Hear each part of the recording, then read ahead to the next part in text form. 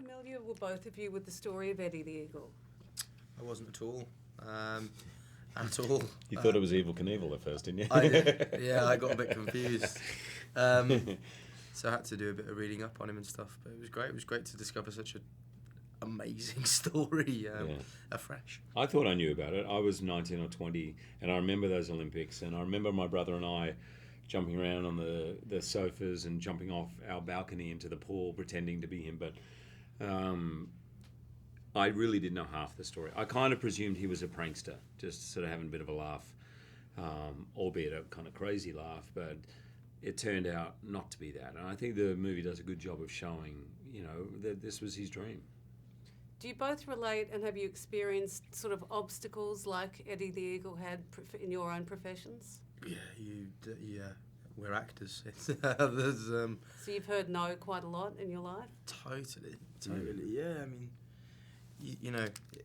it's a funny thing. You go through several rounds of auditions all the time for things, and you invest in it because you have to. That's what your job is, to invest in a character, and then someone says, actually, you're not the man for this part, and it's tough, but you kind of get used to it, really. Yeah.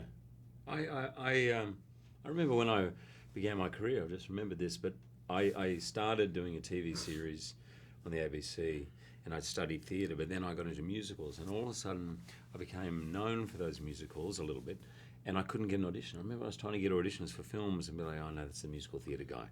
He's the entertainer, like he's not. And I was like, no, the musical theatre was unexpected, but that was frustrating for a little bit. How much experience have you both had on the ski slopes?